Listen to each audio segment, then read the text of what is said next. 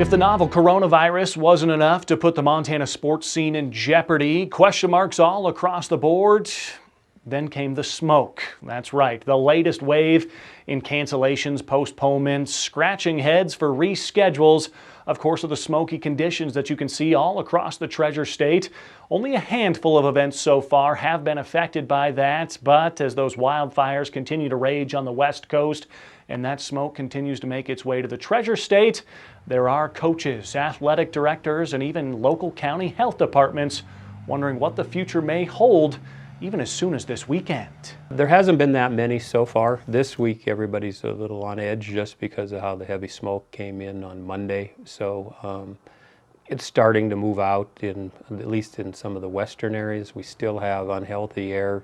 Just checked the website this morning and there's still a lot of unhealthy air over there, but as in most cases it's trending down, so we're hoping that by tomorrow they'll be able to play their games. Mark Beckman and the Montana High School Association do not determine whether games should be played or postponed due to the air conditions across the state, but rather leave those decisions to the local level, where handy references come in play. What we do is we send out the guidance from the state health department, and if you go on to today's air, it's the website there, they have great information. They do a fantastic job in tracking air quality throughout the state.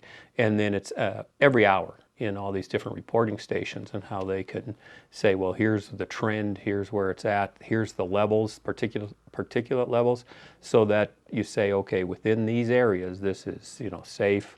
Now we're getting it done healthy, and then we're getting into some, really bad areas. So you can look at that, and then schools, in conjunction with their local health department, can make those decisions on whether they should practice outside, maybe we'll practice inside, and then of course either play the game or postpone the game and then reschedule. The areas that we may have a problem is where we don't have a reporting station. So you can have this heavy smoke and go 20 miles down the road and have no smoke whatsoever. It's amazing how that works. So there also is on this chart a visibility. You take a landmark, you look at how visible that landmark is according to 2 to 5 miles, 5 to 8 miles, and then they can also use visibility as a factor too. Schools and teams do notify the MHSA when a postponement due to poor air quality occurs, and then the participating programs grab their calendars and look for a consensus date and time to host those rescheduled contests. They'll let us know that we had a cancellation. Like in soccer, game reports are submitted for every game. They do that and have done that for a long time, so we'll know that there's either a postponed game or they've completed it. Once they get past half, then it's a complete game in soccer. Before half, they have to start it over again. And then they will let us know whether they're able to reschedule or not. If they don't, and can't reschedule, whether it's football, soccer, whatever, then it's a no contest. And so it just doesn't count as a win or a loss for either team.